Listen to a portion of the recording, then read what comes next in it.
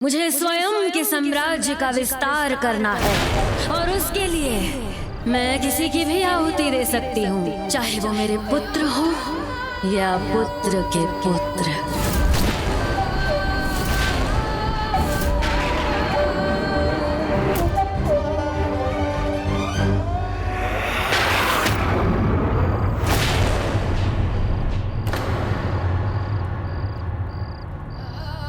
तो ये है मां की वास्तविकता।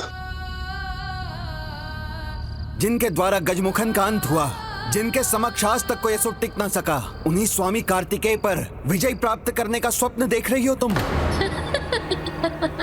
हाँ, देख रही हूँ। स्वप्न जो पूर्ण होगा, क्योंकि स्वयं आपने, महर्षि कश्यप ने, जिनके आशीर्वाद का मान तो त्रिदेव भी रखते हैं, उन्होंने विजय का आशीर्वाद दिया है मुझे। तो मेरी विजय तो निश्चित है। मेरे इस महान विजय की साक्षी बनना चाहते हैं तो यही रहिए। मैं आपको पूरे सम्मान के साथ यहाँ रखूंगी, अन्यथा द्वार खुला है। मैंने जिस विजय के लिए तुम्हें विजयी भव का आशीर्वाद दिया है, उसमें तुम्हें विजय अवश्य प्राप्त हो, यही मेरी कामना है।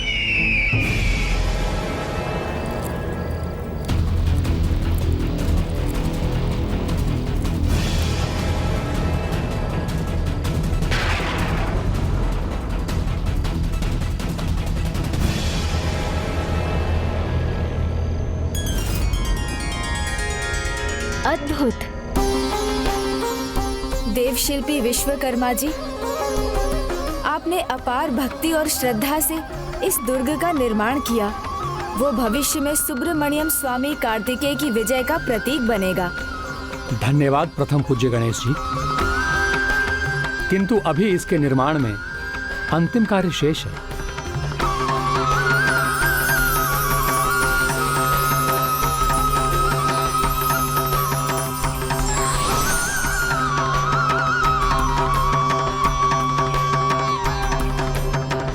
अद्भुत।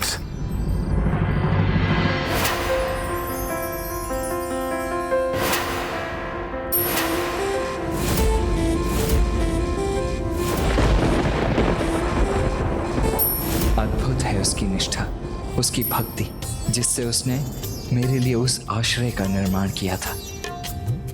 प्रभु, आपकी विजय के लिए मेरे ये विजय व्रत का प्रथम दिन सफलतापूर्वक संपन्न हो गया। मेरा ये व्रत इसी प्रकार श्रद्धा और संयम के साथ चलता रहे जब तक आप युद्ध से विजयी होकर लौट कर नहीं आते। मैं तो तुम्हें धन्यवाद भी नहीं कह पाया, किंतु युद्ध के बाद मैं तुम्हें अवश्य उचित सम्मान देकर तुम्हारे प्रति अपना आभार प्रकट करूंगा। स्वामी, मैं आपकी अर्धांगिनी होने के योग्य हूँ या नहीं, ये तो मुझे ज्ञात नहीं, किंतु आपके दर्शन करने के सौभाग्य के योग्य तो हूँ।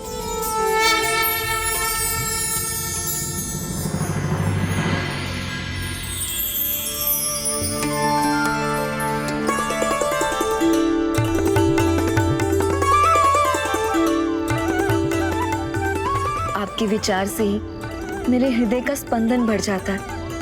आपसे दूर होना असहनीय है मेरे लिए, मुझे विचलित कर रहा है। किंतु आप कहाँ हैं, कैसे हैं, बस ये जान लो तो मैं निश्चिंत हो जाऊंगी। मुझे अपने दर्शन करने की अनुमति दीजिए प्रभु।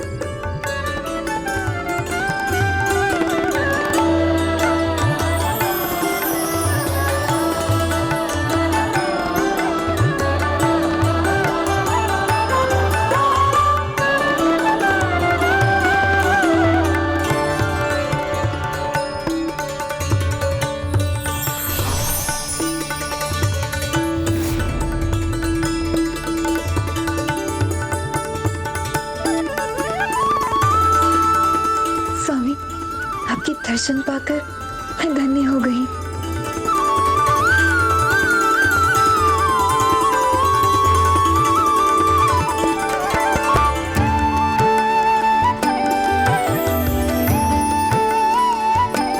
सुंदर है ना भ्राता? हाँ, अत्यंत सुंदर है वो कौन भ्राता?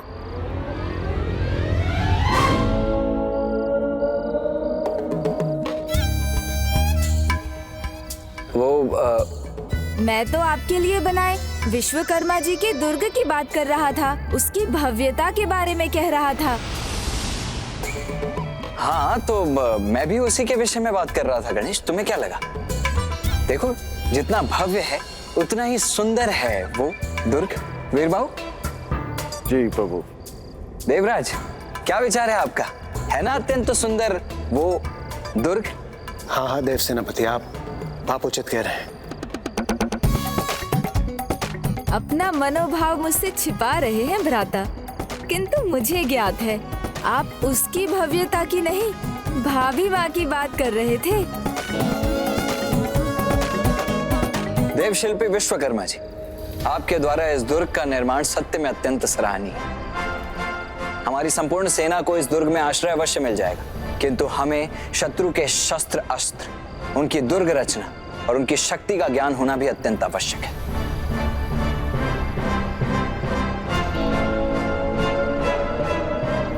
प्रभु, मैं आपके सामने महेंद्रपुरी की और उनके राजभवन की संरचना प्रस्तुत कर सकता हूँ, किंतु उनकी सेना का व्यूह, अस्त्र शस्त्र सब सुरासई द्वारा निर्मित भी है और नियंत्रित भी। यहाँ तक कि उस मायाविनी सुरासई की शक्ति और उसके अंतर के भेद तो उसके पुत्रों को भी ज्ञात नहीं।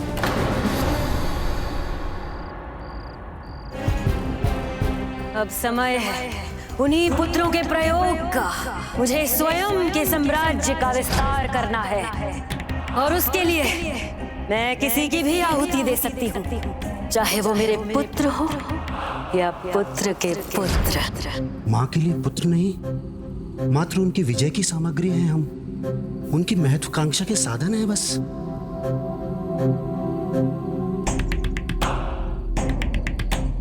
माँ की वास्तविक मंशा का ज्येष्ठ के सामने उजागर होना अति आवश्यक है।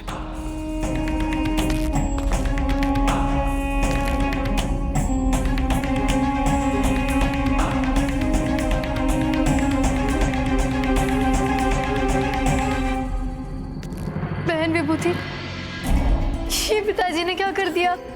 माता सुरासाई को ज्ञात हुआ तो वो मुझे भस्म ही कर देगी। आप ही नहीं बहन पद्म कोमल, हमें भी उनकी क्रोधाग्नि में जलना होगा, क्योंकि वो ये तनिक भी विचार नहीं करेंगी कि आप उनके ज्येष्ठ पुत्र की पत्नी हैं और हम छोटे पुत्र की। वो तो हमें केवल द्रोही देवताओं की पुत्रियां ही मानेंगी। असुर सम्राट सब कुछ सहन कर सकता है, किंतु विश्वासघात नहीं। अब माँ की कोप से तुम्हें बचा सकूं या नहीं, किंतु तुम्हारे पिता को दंड अवश्य दूंगा मैं। नहीं भैया, ये समय दंड देने का नहीं, अपितु सत्य जानने का है।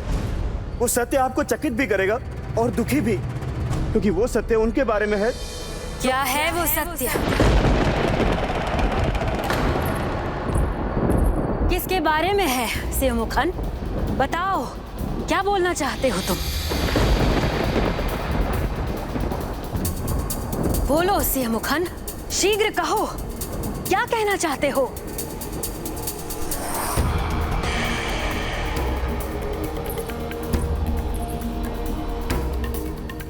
भ्राता, आप तो वीर पराक्रमी सिंहमुख है ना, तो जो सत्य है वो कह दीजिए, दे दीजिए महत्वपूर्ण सूचना ज्येष्ठ को।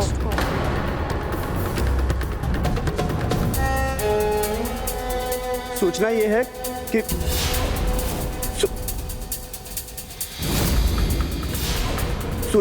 सूचना ये है कि शत्रु सेना द्वार पर है और देवशिल्पी विश्वकर्मा भी शत्रु सेना के साथ है और वो उनके लिए दुर्ग का निर्माण भी कर रहे हैं।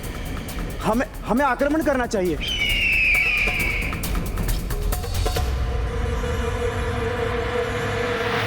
बस कह लिया जो कहना था तुम्हें। और हाँ, ये भी कि मेरे श्वसुर यमराज भी उनके साथ है।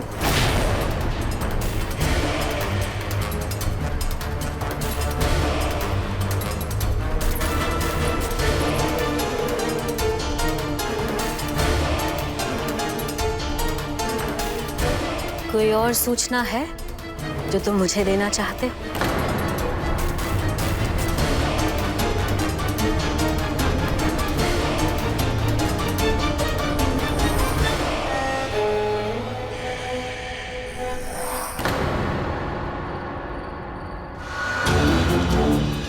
विश्वासघात तो इन देवताओं का स्वभाव है। इनकी पुत्रियों को हमने अपनी पुत्र वधू बनाया, उन्हें सुख ऐश्वर्य प्रदान किया, और वो देव शिल्पी विश्वकर्मा हमारे शत्रुओं की सुख शांति की व्यवस्था कर रहे हैं। और तुम्हारे पिता यमराज क्या कर रहे हैं? अपने यमदूतों को यहाँ भेजने की तैयारी कर हमारे साथ विश्वासघात करने वाले हैं, है ना? तुम्हारे पिताओं के व्यवहार से जितना कष्ट हमें हुआ है, इस कष्ट का प्रतिशोध तो कष्ट ही होगा। और अब मैं वो कष्ट तुम दोनों को दूंगी।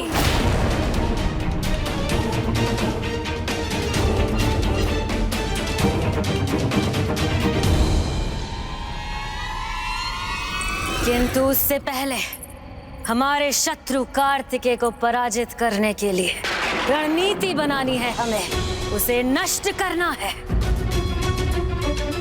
खड़े मत रहो, असुर राजाओं की सभा बुलाओ, स्मरण रहे उसमें मेरे सभी पुत्र और पौत्र दोनों होने चाहिए। उन्हीं से सबसे अधिक आशा है मुझे, उनमें से कोई भी नहीं छूटना चाहिए। सुनिश्चित करो सभी उपस्थित होने चाहिए उस सभा में। उचित है मां।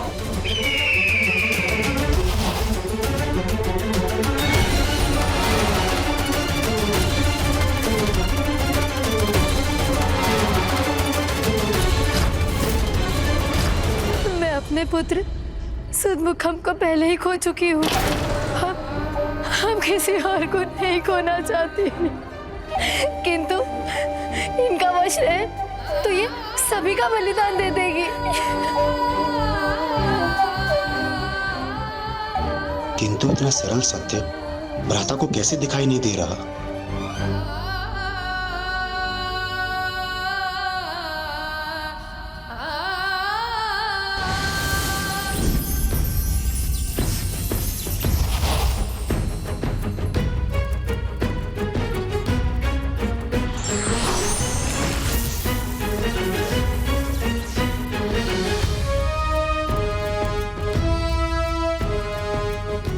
मैं और प्रभु गणेश जी दोनों ही महेंद्रपुरी के भीतर जाकर लौटे हैं, किंतु वहां तो हमें कोई विशेष दुर्गाकार रचना दिखाई नहीं दी।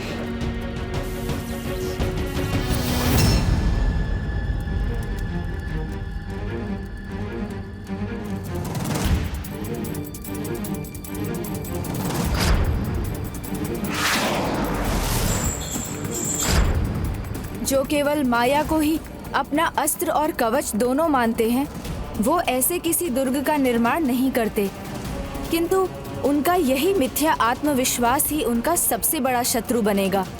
उचित कहा तुमने अनुज गणेश। उन्हें यह भी विश्वास अवश्य होगा कि वो अपनी माया का प्रयोग करके कभी भी और कहीं भी सफलता प्राप्त कर सकते हैं, इसीलिए वो अपनी नगरी के भीतर तो नहीं रहेंगे, अपितु वो बाहर निकलकर हम पर आक्रमण अवश्य करेंगे। इस समय भी वो अवश्य किसी योद्धा को यहां भेजने का ही विचार कर रहे होंगे।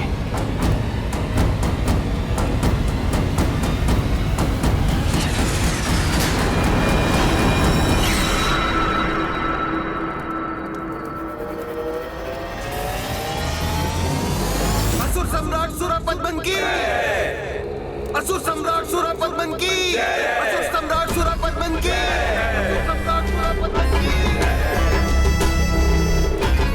रचना करनी चाहिए हमें, नहीं हमें प्रतीक्षा नहीं, आक्रमण करना चाहिए।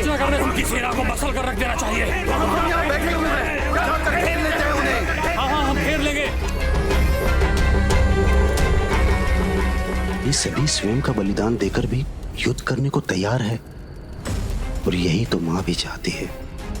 मुझे समय रहते ज्येष्ठ को इसके प्रति सतर्क करना होगा। कहीं हम भूल तो नहीं कर रहे हैं? हम तैयार हैं, अपनी संपूर्ण शक्ति झोंक देंगे, हम विजयी होंगे,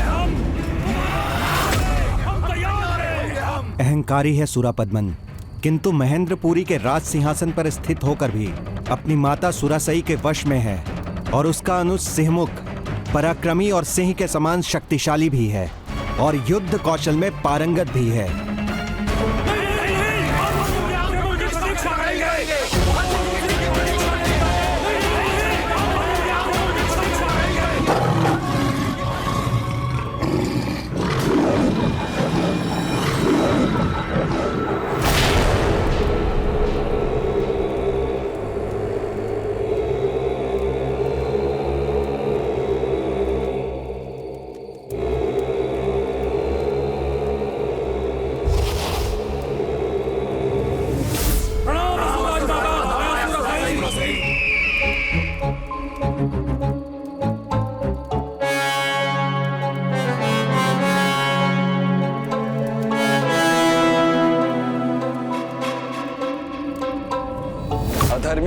पापियों के अनुसार उनका अहंकार ही उनका सबसे बड़ा आभूषण होता है, और अहंकार में डूबा हुआ व्यक्ति अपने समक्ष सभी को तुच्छ मानता है। इसीलिए वो अहंकारी अधर्मी असुर सम्राट युद्ध के प्रथम दिवस पर स्वयं तो रणभूमि में कदापि नहीं उतरेगा और न ही अपने उस अनुज को भेजेगा।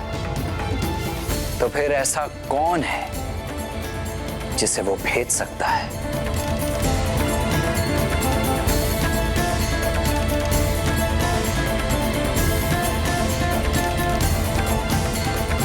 अहंकारी अधर्मी असुर सम्राट युद्ध के प्रथम दिवस पर स्वयं तो रणभूमि में कदापि नहीं उतरेगा। तो फिर ऐसा कौन है जिसे वो भेज सकता है? उन असुर भ्राताओं के अनेक पुत्र हैं, उनमें से कोई भी युद्ध के लिए आ सकता है प्रभु। गजमुखन का पुत्र अग्निमुख भी हो सकता है, जो श्रेष्ठ योद्धा भी है और आपसे प्रतिशोध के लिए लालायत भी है, क्योंकि आपने उसके पिता का वध किया था। हे राजमाता सुरासई, यदि आप ये निर्णय ले रही हैं कि युद्ध करने का पहला अवसर किस असुर योद्धा को मिलना चाहिए, तो वो मैं ही हूँ, अग्निमुख।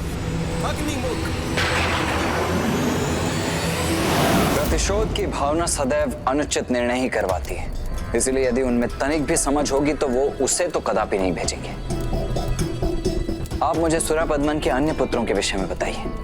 उनके चारों पुत्रों को धर्म संस्कार सिखाने का बहुत प्रयास किया मेरी पुत्री ने, किंतु उन पर असुरों का प्रभाव सशक्त था। इसलिए माया सुरासई ने जो उन्हें सिखाया उन्होंने वही सीखा। उसमें से एक है असुरेंद्र। राजमाता,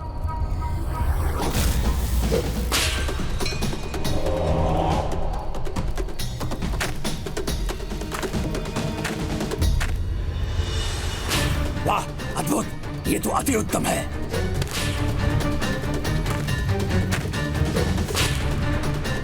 प्रतिशोध तो मुझे भी लेना है, अपने चाचा गजमुखन का।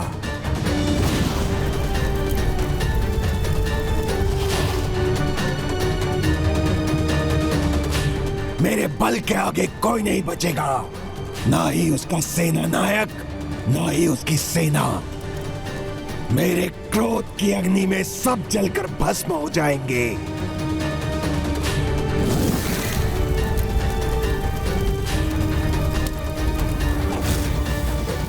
ये तो अत्यंत विनाशकारी है।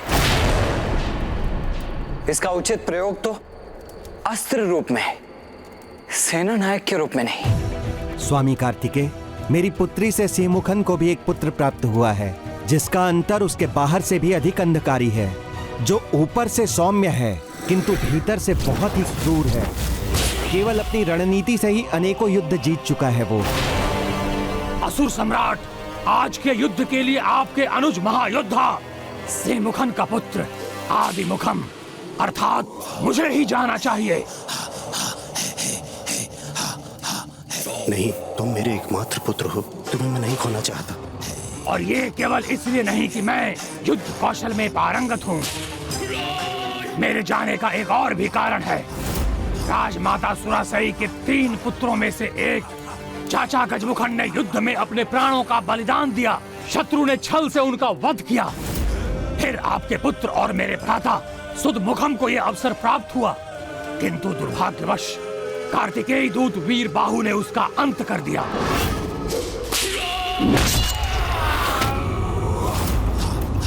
तो अब राजमाता के तीसरे पुत्र मेरे पिता सिंहमुखन को यह दायित्व निभाना चाहिए। इसलिए इनकी ओर से मैं जाने का इच्छुक हूँ। और विश्वास रखिए, मारूंगा या मार कर मरूंगा, मेरे लिए बीच का कोई मार्ग नहीं है।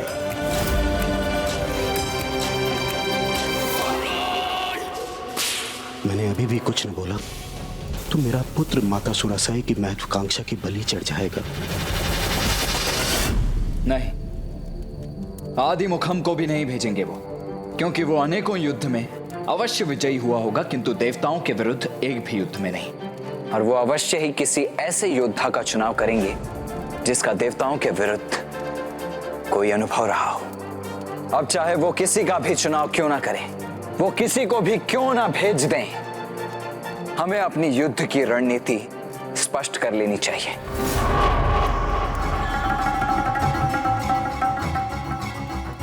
कदाचित मुझे इस भरी सभा में ही माँ की वास्तविकता उजागर करनी होगी।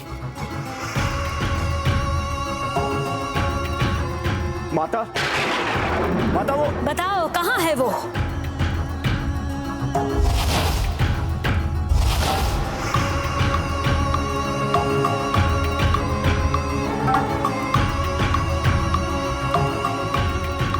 मेरा आदेश ध्यान से नहीं सुना था तुमने? मैंने अपने सभी पुत्रों को बुलाने के लिए कहा था, तो भानुगोपन क्यों नहीं है यहाँ? कहाँ है वो? कहाँ है वो? कहाँ है वो? कहाँ है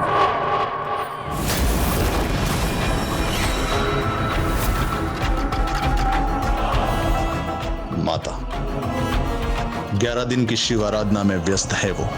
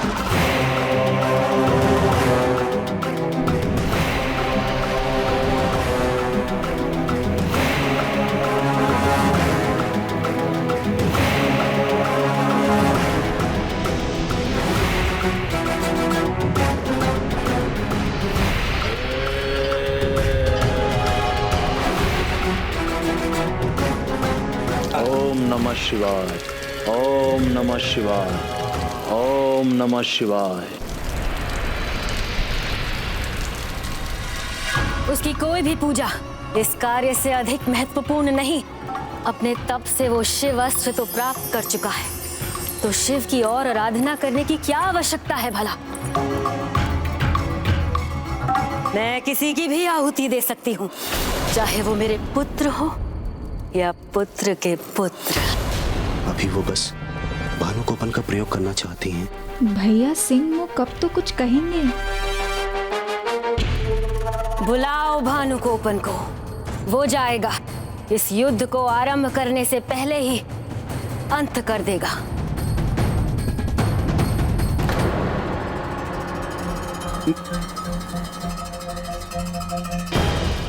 स्वार्थ की छाया है भैया सिंह मुख पर भी, इसलिए वो कुछ नहीं कह रहे हैं, क्योंकि स्वयं उनके पुत्र का जीवन दांव पर नहीं लगा है। मुझे ही कुछ कहना होगा। किंतु माँ, इस सभा में उसी को बोलने का अधिकार है जिसे आमंत्रित किया गया था, अर्थात मेरे पुत्र और पौत्र। ना ही तुम आमंत्रित हो और ना ही तुम्हें बोलने का कोई अधिकार है। यदि फिर भी तुमने बोलने का दुस्साहस किया तो हम तुमको फिर से ठुकरा भी सकते हैं। अब आप तो मुझे ठुकराएंगे ही, क्योंकि अब आपको मेरी कोई आवश्यकता जो नहीं है।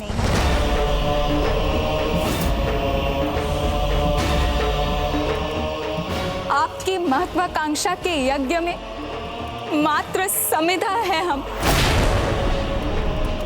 यही तो मेरी महत्वाकांक्षा रूपी यज्ञ की समिधा मात्र है। इनकी आहुति ही मुझे सफल बनाएगी। आपकी स्वार्थ पूर्ति के मात्र वो साधन जिनका आप कभी भी बलिदान दे सकती है।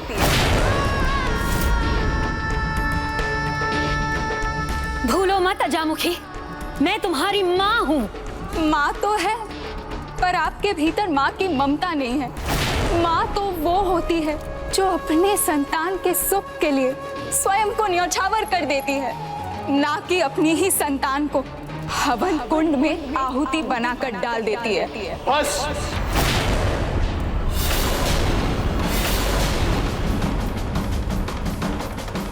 बंद करो तुम्हारा यह अनर्गल प्रलाप।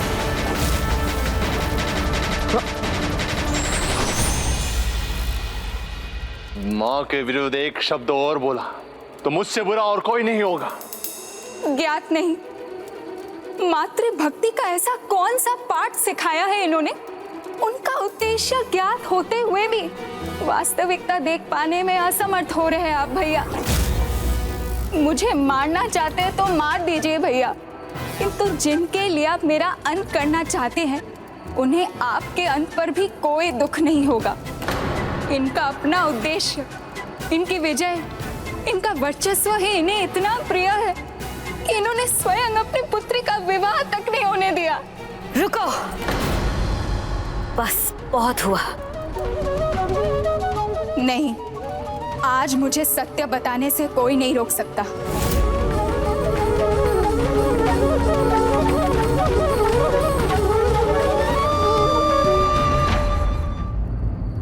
मैं महेंद्रपुरी के महानतम सेनापति युद्धासुर से प्रेम करती थी, और जब मैंने ये माँ को बताया तो उन्होंने उसे और उसके संपूर्ण परिवार को यहाँ बुलाने को कहा, जिससे हमारे विवाह की बात कर सके। और मुझे भी उन पर उतना ही विश्वास था जितना आप सबको है, किंतु उन्होंने मेरे साथ विश्वासघात किया, जिसकी मैं कल्पना भी नहीं कर सकती। आइए।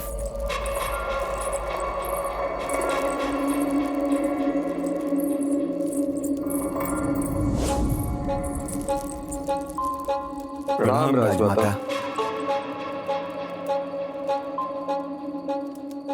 क्या इच्छा है आपकी? मैं अपनी पुत्री आपके पुत्र को सौंप दूं? तो क्या वो उसके बाद प्रसन्न रहेगी?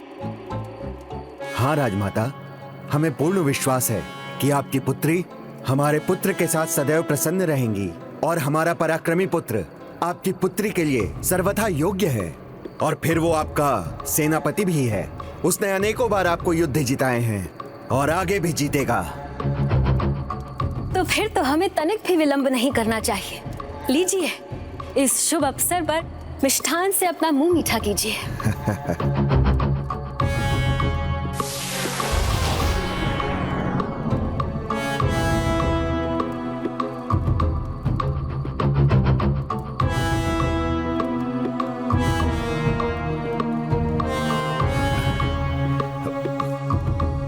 रुको पुत्र,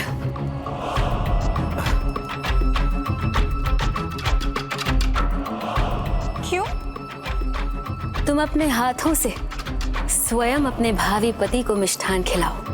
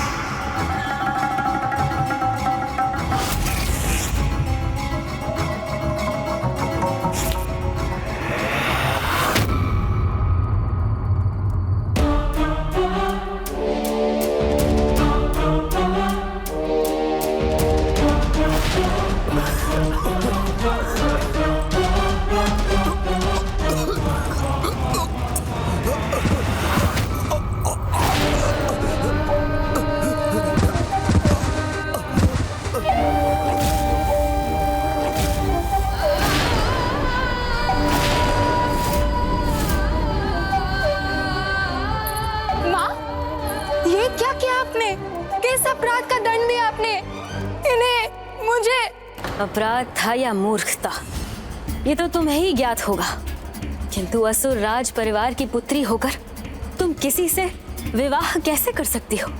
किसी को अपना संबंधी बनाकर हमारे अधिकार और ऐश्वर्य को कैसे बांट सकती हो?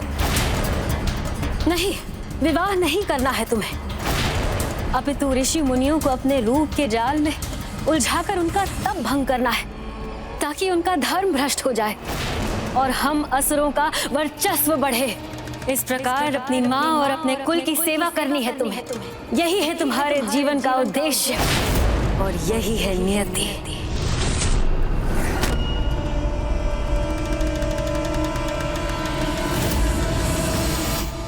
अपनी पुत्री के हाथों उसके होने वाले वर की हत्या करवा दी उन्होंने। फिर मुझे अपने स्वार्थ के लिए भोग की एक वस्तु बना दिया, जिससे मैं ऋषियों मुनियों को पथ भ्रष्ट करती रहूं और इनका साम्राज्य स्थापित रहे। कैसे सी माँ ऐसा कर सकती है? इतनी निष्ठुर, इतनी कठोर है ये। बहन अजामुखी के साथ में कैसा अन्याय किया माँ ने।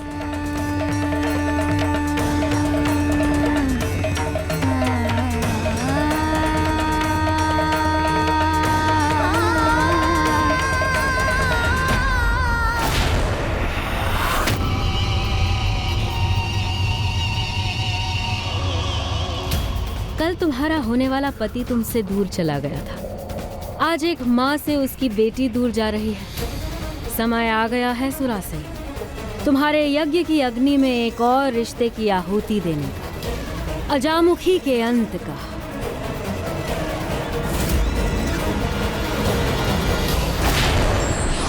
महत्वाकांक्षा जब सीमा पार कर जाती है तो व्यक्ति अपना विवेक खो देता है और अपने साथ अपनों के नाश का कारण बनता है।